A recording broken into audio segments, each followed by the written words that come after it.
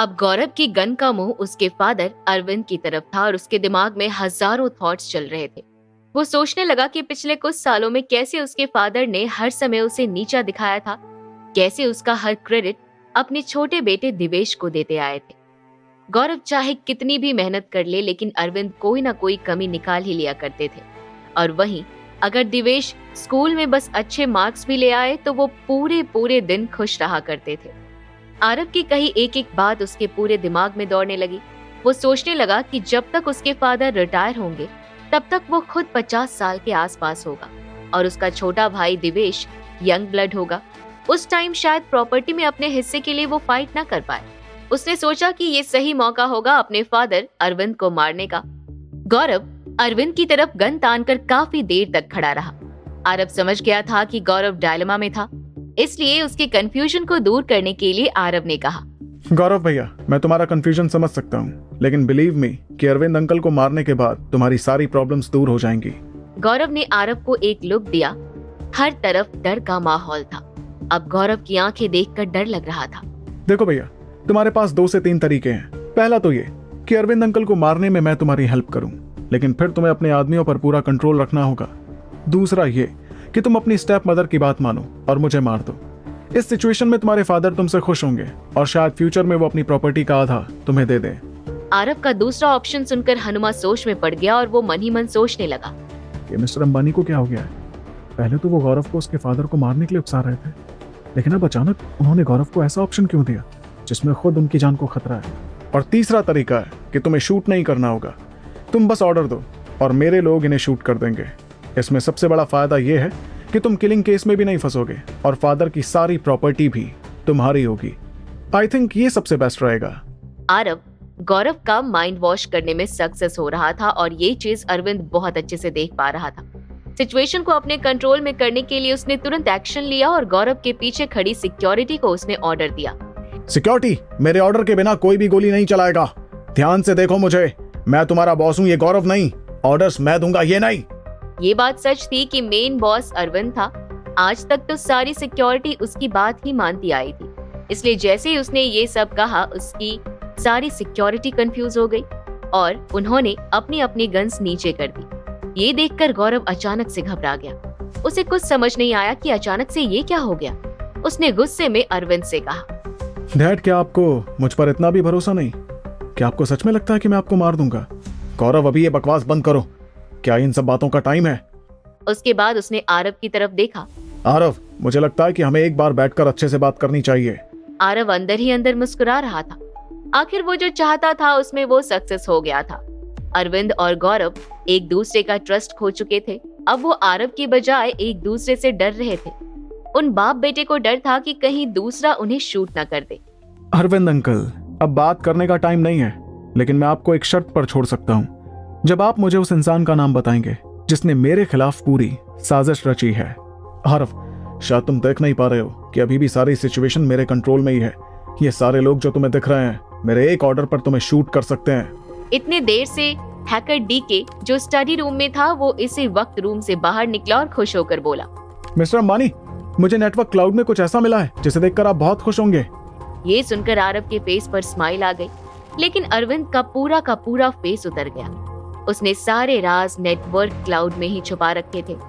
उसने कई ऐसी चीजें उसमें रख रखी थी कि अगर वो बाहर आ जाती तो अरविंद के साथ साथ अंबानी फैमिली के लिए भी मुश्किलें खड़ी हो सकती थी। शायद वो मिल गया जिसकी मुझे तलाश थी। इसके बाद शायद मुझे आपकी भी जरूरत ना रहे। डीके, ये सारा डेटा मेरे मेल पर ट्रांसफर कर दो और इसका बैकअप भी ले लो। तुम जल्दी से अंदर जाओ और काम स्टार्ट करो। अरविंद ने जैसे ही सुना कि अब उसके बहुत से राज खुलने वाले थे तो वो आरव से बोला, तो आरव, तुम उस इंसान का नाम जानना चाहते थे ना, जो तुम्हें फिनिश करना चाहता है? तो मैं तुम्हें बता दूं कि उसका नाम जानकर तुम शॉक रह जाओगे, क्योंकि वो शख्स भी अंबानी ही। ठीक इसी वक्त एक गोली आकर सीधा अरविंद के सीने में लगी। आरव, गौरव और वहां खड़ा हर कोई ये देखकर हैरान रह गया। फिर उन सबने देखा कि गोली चलाने वाला और कोई नहीं बल्कि गौरव के पीछे खड़ी सिक्योरिटी टीम में से एक लड़का था। गोली लगने के बाद अरविंद वहीं गिर गया था।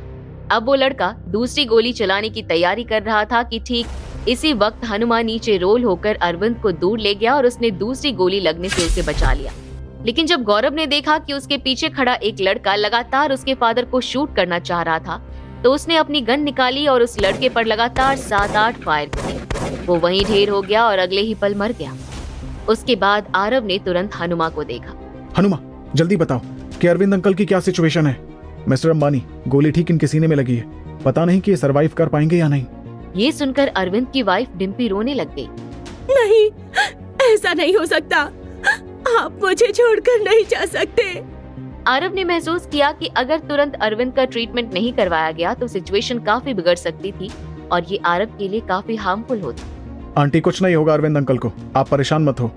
उसके बाद उसने पीछे बैठे डॉक्टर सीजी की तरफ देखा और बोला, डॉक्टर सीजी, आप प्लीज जल्दी से इन्हें ऑपरेशन करने की तैयारी कीजिए। लेकिन न जाने डॉक्टर सीजी के दिमाग में आज क्या चल रहा था। उन्होंने बहुत ही ब्लंट होकर कहा, मिस्टर अंबानी, आपने मुझे समझ क्या रखा है? आपने मुझसे इंटेरोगेशन करवा लिया, अब आप मुझसे ऑपरेशन के लिए भी कह रहे हैं? मैं एक साइकोलॉजिस्ट हूँ, आपको इस बात को समझना होगा, और अगर आप मुझसे मनचाहा काम करवाना चाहते हैं तो उसके लिए मैं ज्यादा चार्ज करूंगा। सीजी की बात सुनकर डिम्पी रोते हुए बोली, डॉक्टर, आप प्लीज पैसों की चिंता मत करिए, हम पैसे देने से पीछे नहीं हटेंगे। मैंने ऑपरेशन करने के 1 करोड़ लूंगा। ये सुनकर तो डिम्पी के होश ही उड़ गए। 1 करोड़? इतने पैसे चाहिए तो डॉक्टर क्यों बने हुए हो? जाकर बैंक क्यों नहीं लूट लेते? ठीक है, फिर अगर आपको हस्बैंड से ज्यादा प्यार पैसों से है तो कोई बात नहीं। डॉक्टर, आप पैसों की चिंता बिल्कुल मत करिए, मैं दूंगा आपको पैसे। अगर आपका ऑपरेशन सक्सेसफुल नहीं भी हुआ तो भी मैं आपको पैसे दूंगा। आरव की इस बात पर सीजी ने तुरंत बोला, मिस्टर अंबानी, क्या आपको मेरी स्किल्स पर भरोसा नहीं? वादा करता हूं कि अगर मैं ऑपरेशन करने में सक्सेस नहीं हुआ तो आपसे फूटी कौड़ी नहीं लूंगा।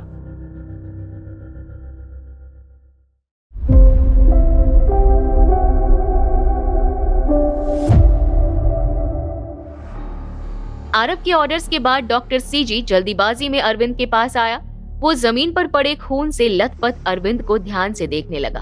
उसके बाद उसने आसपास खड़े अरविंद की फैमिली वालों से कहा, इनकी शर्ट खोलने में आप लोग मेरी हेल्प करो। अरविंद की वाइफ डिम्पी और उसकी बेटी चीनू सीजी की हेल्प करने लगी। सीजी ने ध्यान से उसके सीने को देखा। मिस्टर अंबानी, इनका सीना बहुत बुरी तरह से जख्मी है, गोली सीधा इनके सीने में आकर लगी है। हाँ, वो मैं देख पा रहा हूँ। अगर मैं इन्हें बचा नहीं सका तो आप मेरे स्किल्स पर डाउट मत करना। ये आप क्या बकवास कर रहे हैं? आप ट्रीटमेंट क्यों नहीं स्टार्ट कर रहे? डॉक्टर सीजे ने उसे पूरी तरह से इग्नोर किया और उसने आरव से फिर कहा, मैं आपको पहले से इसलिए बताकर रख रहा हूँ कि बाद में ब्लेम मेरे ऊपर ना आए। ये ऑलरेडी बहुत क्रिटिकल कंडीशन में है। आरव सीजी का इंटेंशन समझ रहा था। अरविंद बहुत सीरियस कंडीशन में था और इसमें उसके जीने मरने के 50-50% चांसेस थे, इसलिए वो पहले से ही सबको इन्फॉर्म करके रखना चाहता था। डॉक्टर, आप ट्रीटमेंट स्टार्ट करो, फिर इनका सर्वाइव करना या ना करना इनकी किस्मत होगी। उसके बाद सीजी ने अपना काम स्टार्ट किया। सबसे पहले आप लोग इन्हें थोड़ा हाइट में या किसी टेबल पर लेटाओ, और दूसरी चीज कि मुझे अल्कोहल या कोई स्ट्रॉन्ग वाइन ला कर दो। सीजी की बात सुनकर पास में ही खड़े गौरव ने सरप्राइज होकर कहा, डॉक्टर, क्या आप इस कंडीशन में भी ड्रिंक करके ट्रीटमेंट स्टार्ट करेंगे? क्या तुम सच में इतने बेवकूफ हो या बनने का नाटक कर रहे हो? ये कोई हॉस्पिटल नहीं है, इसलिए इनका इन्फेक्शन दूर करने के लिए मुझे वाइन की जरूरत पड़ेगी। सीजी की बात सुनकर गौरव को काफी एम्बैरेसमेंट हुआ। एक्चुअली गौरव की सिचुएशन बहुत अजीब थी। जब उसके फादर को गोली लगी थी तो कहीं ना कहीं वो अंदर से बहुत खुश था, क्योंकि उनके जाने के बाद उनकी सारी प्रॉपर्टी उसके नाम हो जाती। गौरव भैया, तुम टेंशन मत लो, अरविंद अंकल ठीक हो जाएंगे। गौरव ने आरव को बहुत अजीब तरह से देखा। उसे आरव का कैरेक्टर समझ नहीं आ रहा था। वो आरव ही था जो कि उसके फादर को मारने के लिए अपने आदमियों के साथ यहाँ आया था, और अब आरव ने ही उन्हें बचाने के लिए डॉक्टर का भी अरेंजमेंट कर दिया। सीरियसली आरव, क्या तुम सच में मेरे फादर को बचाना चाहते हो? क्यों, तुम नहीं चाहते क्या? अगर नहीं चाहते तो बोलो, मैं भी डॉक्टर को रोक देता हूँ। आरव की इस बात पर गौरव ने कोई रिप्लाई नहीं किया। तभी आरव ने देखा कि अरविंद की पूरी फैमिली सीजी के चारों तरफ बस पैनिक करती हुई खड़ी थी। तुम सब लोग ऐसे बुद्ध बने क्यों खड़े हो? जाओ वाइन लेकर आओ। उसके बाद डिम्पी ने थोड़ी दौड़ धूप शुरू की और अपने मन में ही याद करने के बाद बोली, वाइन वाइन कहाँ है वाइन? हाँ, याद आया, बेसमेंट में रखी हुई है वाइन। मस्तूरा, तुम जल्दी से जाकर वाइन ले आओ। मस्तूरा वहाँ से भागती हुई वाइन लेने चली गई। सुई और धागे भी लेकर आओ, स्टिचिंग के लिए इन सब चीजों की जरूरत भी पड़ेगी। अरविंद एक बड़ा बिजनेसमैन था। उसके घर में फटे हुए कपड़ों को सिलकर पहनने का कल्चर नहीं था। वे लोग न्यू ब्रांडेड कपड़े बहुत आराम से अफोर्ड कर सकते थे, इसलिए उनके घर में सुई धागे का होना इम्पॉसिबल था। सुई धागा तो नहीं है हमारे घर में, अब क्या करें? अगर घर में नहीं है तो कोई बाहर से लेकर आओ। उसके बाद आरव ने अरविंद की बेटी चीनू की तरफ देखा और बोला। चीनू, तुम बाहर जाओ और सुई धागा लेकर आओ। चीनू भी अगर इतनी वेल्दी फैमिली में पली बढ़ी थी तो उसे ये सब आखिर कैसे ही पता होगा। लेकिन ये सुई धागा कहाँ मिलता होगा? कहाँ जाऊँ मैं? ये सुनकर तो आरव ने अपने सिर पर हाथ रख लिया। एक काम करो, किसी सर्वेंट को अपने साथ लेकर जाओ, उसे पता होगा कि क्या कहाँ मिलता है। आंटी, आप डॉक्टर के आसपास ही रहना, इन्हें कुछ भी जरूरत पड़े तो जस्ट हेल्प हिम। डिम्पी, जो अब तक काफी पैनिक कर रही थी, जब उसने देखा कि अब सिचुएशन को आरव संभाल रहा था तो अब जाकर वो थोड़ा रिलैक्स हुई। फिर उसने गौरव के कंधे पर हाथ रखा और बोला, भैया ऊपर स्टडी रूम में चलो, आपसे कुछ बात करनी है। फिर वो गौरव को पकड़कर वहाँ से ले गया। वो गौरव को उसकी सिक्योरिटी से अलग करना चाहता था, क्योंकि अगर गौरव के दिमाग में कुछ उटपटांग थॉट आ जाता तो आरव और उसकी पूरी टीम की लाइफ रिस्क में आ जाती। जब वे दोनों स्टडी रूम में घुसने लगे तो आरव एक बार पीछे मुड़ा और उसने गौरव के साथ आई इतनी बड़ी सिक्योरिटी से कहा, तुम लोग अभी भी अपनी गन्स पकड़े खड़े हो? क्या तुम सबको दिख नहीं रहा है कि अब सब कुछ ठीक है? जाओ, अब तुम लोगों का यहाँ कोई काम नहीं। फिर उसने चोरी से हनुमा को देखकर आंख मारी, क्योंकि हनुमा एक ट्रेंड आर्मी ऑफिसर था, इसलिए वो आरव का इशारा समझ गया था। हनुमा का काम गौरव की सिक्योरिटी को वहाँ से दूर करना था। आरव और गौरव स्टडी रूम के अंदर आ गए। अंदर आकर आरव की नजर डीके पर पड़ी, जो कि टेबल के नीचे छुपा बैठा था। डीके, तुम टेबल के नीचे क्यों छुपे हुए हो? नीचे गोली चलने की आवाज सुनाई दी और मुझे लगा कि आप मारे गए, इसलिए मैं यहाँ छुपा हुआ था। उसकी बात सुनकर आरव को हंसी आ गई। उसे समझ आ गया कि डीके बेशक एक बहुत अच्छा हैकर था, लेकिन इसके अलावा वो किसी काम का नहीं था। डीके, तुम्हें क्या लगता है कि अगर मैं मर गया होता तो क्या तुम यहाँ टेबल के नीचे छुपकर बच पाते? जो करने के लिए मैंने कहा था वो किया या नहीं? यस मिस्टर अंबानी, मैंने वो सारा डेटा आपको ट्रांसफर कर दिया है। अच्छा ठीक है, फिर तुम नीचे जाओ, हमें कुछ पर्सनल बात करनी है। डीके चुपचाप वहाँ से निकल गया। उसके जाते ही आरव वहाँ रखे एक सोफे पर बैठने लगा और गौरव सामने रखी चेयर पर बैठने गया। गौरव के हाथ में गन अभी भी थी, लेकिन आरव जैसे ही सोफे पर बैठा उसने वो गन गौरव के हाथ से छीन ली और उसे गौरव की खोपड़ी पर ही तान दिया। ये देखकर गौरव की हवा टाइट हो गई। आरव, ये तुम क्या कर रहे हो? क्यों गौरव भैया, तुम्हें अभी भी समझ नहीं आया क्या? गौरव को लगा कि ये एक ट्रैप था, लेकिन तभी आरव हंसने लगा। अरे गौरव भैया, तुम तो डर गए, मैं तो बस मजाक कर रहा था। उसके बाद आरव ने उस गन को अपने पैंट के पीछे रख लिया। आरव, क्या तुमने मजाक करने के लिए मुझे यहाँ बुलाया है? बिल्कुल नहीं गौरव भैया, मैंने तुम्हें यहाँ कुछ बात करने के लिए बुलाया है। अब गौरव थोड़ा रिलैक्स हो गया और आराम से बैठ गया। अब उसे आरव से कोई खतरा नहीं था। बोलो आरव, तुम्हें मुझसे क्या बात करनी है? क्या तुम मेरी फोर्स ज्वाइन करना चाहते हो? तुम्हारी फोर्स? रियली? क्या तुम डिजर्व भी करते हो?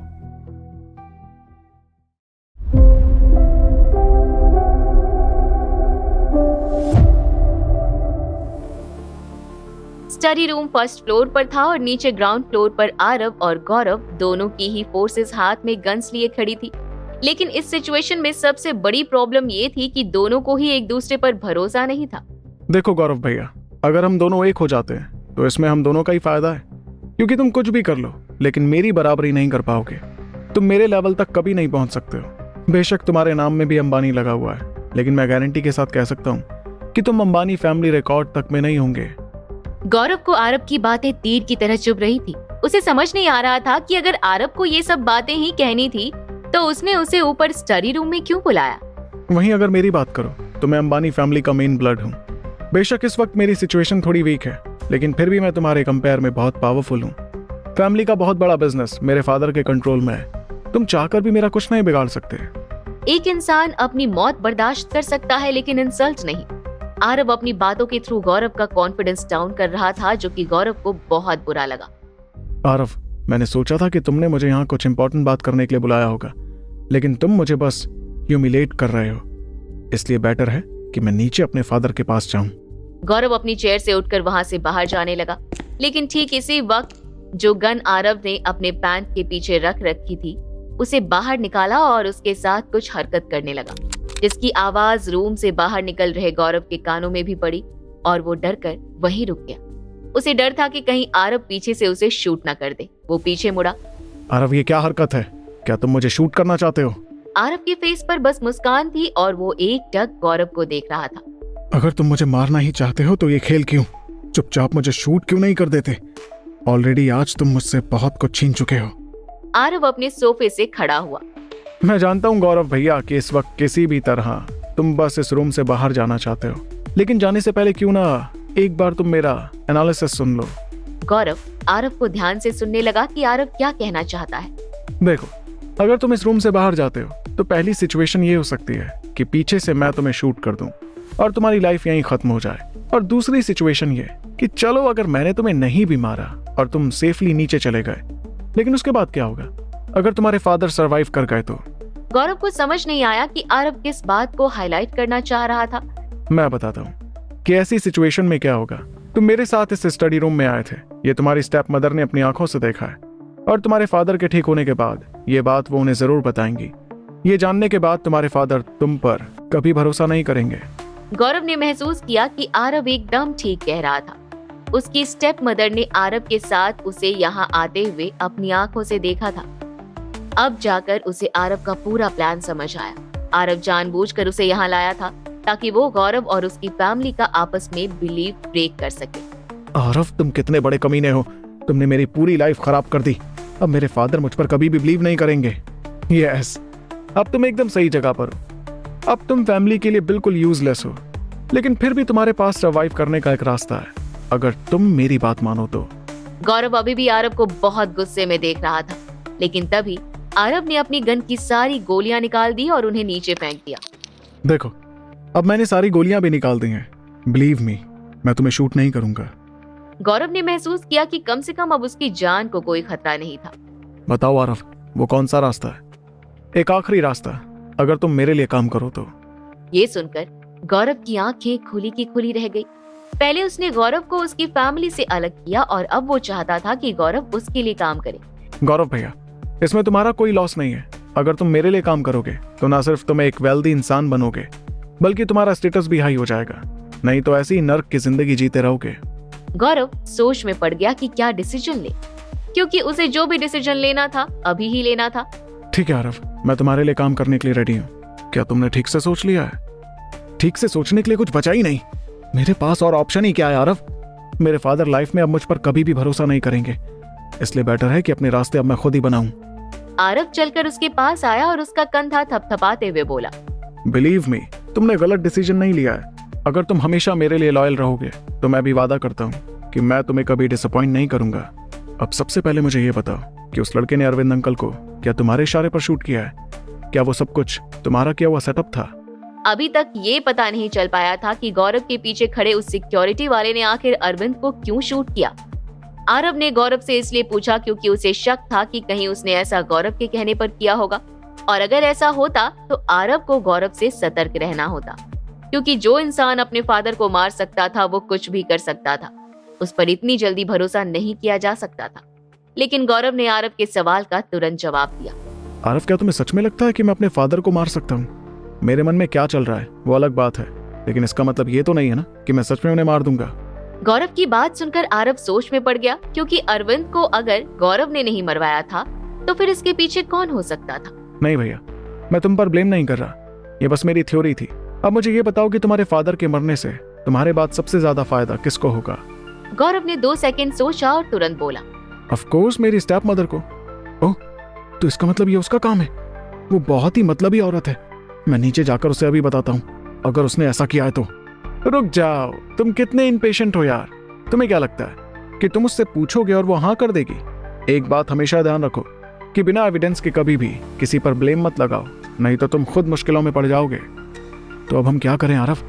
मैं बताता हूँ। सबसे पहले नीचे खड़ी अपनी सिक्योरिटी वालों को यहाँ से हटाओ और उनकी जगह मेरे लोगों को लेने दो। इससे सिचुएशन हमारे कंट्रोल में होगी, क्योंकि अगर वो तुम्हारे फादर को शूट कर सकते हैं तो इसका मतलब कि वो तुम्हें भी कर सकते हैं। उन पर अब और भरोसा नहीं किया जा सकता। आरव की बात सुनकर गौरव सोच में पड़ गया। आरव उसे सिक्योरिटी हटाने के लिए कह रहा था, इसका मतलब साफ था कि इसके बाद इस पूरी सिचुएशन में सिर्फ और सिर्फ उसका कंट्रोल होगा। क्या हुआ, मुझ पर बिलीव नहीं है क्या? या फिर मेरे साथ काम करने की तुम्हारी बात झूठी थी? ऐसी बात नहीं है आरव, प्रॉब्लम दूसरी है। अगर मैंने अपने लोगों को यहाँ से हटा दिया तो मेरे स्टेप मदर को यकीन हो जाएगा कि मैं अब तुम्हारे साथ हूँ, और फिर जब मेरे फादर ठीक होंगे तो मेरा जीना मुश्किल हो जाएगा। टेंशन मत लो गौरव भैया, जब तुम्हारे फादर होश में आएंगे तो वो भी मेरे अंडर में ही होंगे।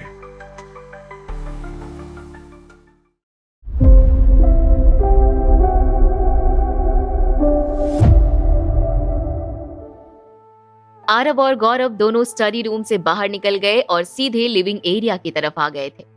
वहीं लिविंग एरिया में डिम्पी उदास होकर सोफे पर बैठी थी, जैसे उसका सब कुछ खत्म हो चुका हो। वो डरी हुई थी कि कहीं डॉक्टर अरविंद को जान से ना मार दे। गौरव और आरव दोनों बाहर खड़े कंपनी के सिक्योरिटी गार्ड्स के पास गए और फिर गौरव ने उनकी तरफ देखकर गन रखने का इशारा किया। पहले तो किसी भी गार्ड को समझ में नहीं आया कि गौरव ये क्या कह रहा था। सारे लोग अपनी अपनी गन्स मुझे दो। ये सुनते ही सारे गार्ड्स चौंक कर एक दूसरे को देखने लगे। वो समझ नहीं पा रहे थे कि गौरव ऐसी बात क्यों कर रहा था। डिम्पी ने गौरव की बात सुनी और उठकर उनके पास गई। ये क्या कर रहे हो गौरव? तुम उन्हें गन्स रखने के लिए क्यों कह रहे हो? जानते हो ना यहाँ की क्या सिचुएशन है। अभी आपने अपनी आंखों से देखा कि यहाँ क्या हुआ है। हमारे सामने किसी ने डैड पर गोली चला दी और हमें कुछ पता ही नहीं। कौन जानता है कि इनमें से किसी को रिश्वत दी गई हो। अगर किसी ने फिर से गोली चला दी तो क्या होगा? ये सुनकर डिम्पी का मुंह खुला का खुला रह गया था। वो अपनी बड़ी बड़ी आंखों से एक एक करके सारे सिक्योरिटी गार्ड्स को देख रही थी। उसे महसूस हुआ कि ये सारे सिक्योरिटी गार्ड्स उसे देख रहे थे, जैसे सच में कोई ना कोई अभी गन उठाकर गोली मार देगा। डिम्पी घबरा गई। ठीक है, जो तुम्हें सही लगे वही करो। गौरव आगे बढ़कर सारे सिक्योरिटी गार्ड्स को देख रहा था। तुम लोगों ने सुना ना मैंने क्या कहा? अपनी अपनी गन्स मुझे दो, नहीं तो मैं सबको जॉब से निकाल दूंगा। उन लोकल सिक्योरिटी गार्ड्स ने एक दूसरे को देखा। उनके चेहरे पर कंफ्यूजन अभी भी दिख रहा था, लेकिन उन लोगों ने कुछ कहा नहीं, बस एक एक करके आगे आए और अपनी अपनी गन गौरव को देने लगे। उन्हीं में से एक गार्ड ने आरव की तरफ देखा। आरव सर, मुझे नहीं पता कि रॉकी ने अचानक गोली क्यों चलाई, लेकिन हमारा इससे कोई लेना देना नहीं है। ठीक है, मैं तुम सब पर भरोसा करता हूँ। गौरव दूसरे गार्ड्स की तरफ गौर से देख रहा था। अगर तुम सब निर्दोष हो तो अपनी गन देने में इतना डर क्यों रहे हो? धीरे धीरे सभी गार्ड ने अपनी अपनी गन दे दी। आरव ने कुछ कहा नहीं, बस हनुमा की तरफ देखा और उसे अपने पास बुलाया। इन सारी गन्स को तुम अपने पास रखना। हनुमा ने धीमी आवाज में ओके सर कहा और गार्ड्स को इशारे से बुलाकर सारी गन्स को अपने साथ ले गया। इन सब के बाद आरव और स्ट्रिक्ट हो गया था। उसने पूरे विला की तरफ देखा, फिर रुद्री को बोलकर सारे विला में अपने गार्ड्स खड़े कर दिए थे और कड़े शब्दों में बोल दिया था, मैं नहीं चाहता कि कोई भी बाहर से अंदर आए या यहाँ से बाहर जाए, और ना ही कोई किसी को फोन कर सकता है। ये सुनते ही डिम्पी चौंक गई। उसके चेहरे पर पसीने की बूंदें दिखने लगी थी। उसे लग रहा था कि आरव अब उन लोगों को हमेशा के लिए कैद करके रखेगा। आरव, ये क्या कर रहे हो? तुम हमें यहाँ बांधकर कैदी की तरह रखना चाहते हो? आरव ने टेढ़ी नजरों से डिम्पी की तरफ देखा और फिर सामने देखने लगा, जैसे इस बात का उस पर कोई असर ही ना पड़ा हो। तुम ऐसा समझ सकती हो, लेकिन ये सब आप लोगों की सेफ्टी के लिए है। और मैं बहुत ही सीधे और साफ शब्दों में कह रहा हूँ कि अगर किसी ने यहाँ से भागने की कोशिश की या किसी बाहरी इंसान से कांटेक्ट करने की कोशिश की तो मेरे लोग भूल जाएंगे कि तुम लोगों के साथ कैसा बर्ताव करना चाहिए। इतना बोलकर आरव गुस्से में डिम्पी की तरफ घूमा और उसे देखने लगा, फिर गौरव की तरफ देखकर थोड़ा नॉर्मल होकर उससे बात करने लगा। तुम अपने सारे सिक्योरिटी गार्ड्स के मोबाइल फोन उनसे ले लो। गौरव ने हाँ में सिर हिलाया और सारे गार्ड्स के मोबाइल फोन कलेक्ट करने लगा था कि तभी वहां गार्ड्स में से एक अलग तरह की गर्मा गर्मी शुरू हो चुकी थी। वो अपने मोबाइल्स देने को तैयार ही नहीं थे। आरव ने हनुमा को इशारे से अपने पास बुलाया और उसके कान में कुछ बोला। इतना बोलते ही हनुमा ने अपने सारे फाइटर्स को एक आवाज दी और सारे गार्ड्स पर गन पॉइंट करने के लिए बोल दिया। ये देखकर सारे गार्ड्स डर गए थे। उनके हाथ कांपने लगे थे और कांपते हाथों से अपने मोबाइल निकालकर गौरव के हाथों में रखते गए। आज का दिन बहुत ही टेंशन वाला था। ऐसा लग रहा था कोई मातम का माहौल हो। आरव उस गार्ड की डेड बॉडी के पास गया जिसने अरविंद पर गोली चलाई थी। कुछ देर उसे देखता रहा, फिर उसके पॉकेट्स को चेक करने लगा। तभी उसके पॉकेट से 2 फोन्स निकले, एक स्मार्टफोन और दूसरा कीपैड वाला नॉर्मल फोन। उसने तुरंत ही डीके को बुलाया। ये लो, ये तुम्हारे जिम्मे है। इस फोन का पूरा डेटा चेक करो। डीके ने तुरंत ही आरव के हाथ से वो फोन लिया और उसका डेटा चेक करने लगा। कुछ देर तक डीके डेटा चेक करता रहा, फिर उसने चिल्लाते हुए आरव को अपने पास बुलाया। मैंने इन दोनों फोन का डेटा चेक किया। स्मार्टफोन में कुछ खास नहीं मिला, सब कुछ नॉर्मल था, लेकिन इस कीपैड मोबाइल की कॉल डिटेल्स डिलीट की गई थी और जब मैंने उसे रिकवर किया तो उसमें सिर्फ एक नंबर था जिससे हमेशा कॉल आया करता था, जो शिमला या मनाली के पास से ही किया जाता था, और अभी कुछ देर पहले ही इस नंबर पर कॉल किया गया था। आरव ने जैसे ही लैपटॉप स्क्रीन पर उस नंबर को देखा, उसे वो नंबर बिल्कुल नया दिखा। उसने पहले कभी उस नंबर को नहीं देखा था, जिससे उसे ये तो समझ में आ गया कि ये नंबर उस इंसान का ही था जिसने अरविंद को मारने के लिए कहा हो। ठीक है, इसके साथ साथ बाकी लोगों के भी फोन चेक करो, देखो किसी और के फोन पर ये नंबर से कॉल आया था क्या। ये सुनकर जैसे ही डीके ने सारे फोन्स को देखा तो उसकी हालत ही खराब हो गई थी। फिर उसने आरव की तरफ देखा। आप मुझे इन सारे फोन के साथ मारना चाहते हो क्या? इतने सारे फोन को चेक करने में तो मेरी हालत ही खराब हो जाएगी। डीके की बात सुनकर आरव स्माइल करने लगा था। उसने तुरंत ही अरविंद के घर के नौकर को डीके के लिए खाने का इंतजाम करने के लिए कहा, ताकि डीके मन लगाकर अपना काम करता रहे। खाने की बात सुनते ही डीके के चेहरे पर स्माइल आ गई और उसने जल्दी से काम करना शुरू कर दिया। फिर आरव वहां लिविंग एरिया में बैठकर डॉक्टर सीजी के सर्जरी खत्म करने का इंतजार करने लगा था। पूरे 30 मिनट बाद डॉक्टर सीजी अपने खून से सने हाथ लिए बाहर आया। सर्जरी खत्म हो गई। ये सुनते ही डिम्पी और गौरव सीजी के पास आए और दोनों ने एक साथ ही अरविंद के बारे में पूछा, लेकिन डॉक्टर सीजी आरव की तरफ देख रहा था, फिर स्माइल करते हुए गौरव की तरफ देखने लगा। वो किस्मत वाले हैं कि गोली उनके दिल में नहीं लगी। उस गोली को निकालने में मुझे बहुत मेहनत करनी पड़ी, लेकिन वो अब खतरे से बाहर हैं। ये सुनकर चीनू, डिम्पी, सभी लोग खुशी से झूम उठे थे, सिवाय गौरव के, जिसका चेहरे पर अभी भी थोड़ी सीरियसनेस थी। अच्छा हुआ डैडी अब ठीक है। मैंने भी सिर्फ इतना ही कहा है कि उनकी जान को खतरा नहीं है, लेकिन मैंने ये नहीं कहा कि वो पूरी तरह से खतरे से बाहर है। उन्हें जल्दी हॉस्पिटल भेजना होगा। जब तक वो होश में नहीं आते तब तक उनकी कंडीशन क्रिटिकल ही रहेगी। डिम्पी ने तुरंत ही अरविंद को हॉस्पिटल ले जाने के लिए कहा, लेकिन सीजी ने उसे बताया कि अभी सर्जरी हुई है, इसलिए तुरंत हॉस्पिटल नहीं ले जा सकते। कुछ देर इंतजार करने के बाद एम्बुलेंस आई। फिर बड़ी केयरफुली अरविंद को उस एम्बुलेंस से हॉस्पिटल ले जाया गया। आरव अरविंद के साथ हॉस्पिटल नहीं गया। उसके दिमाग में अभी कुछ और ही चल रहा था। उसने हनुमा को अरविंद पर नजर रखने के लिए कहा था। अब आगे क्या करने वाला था आरव, ये सोचकर अरविंद का परिवार डरा हुआ था।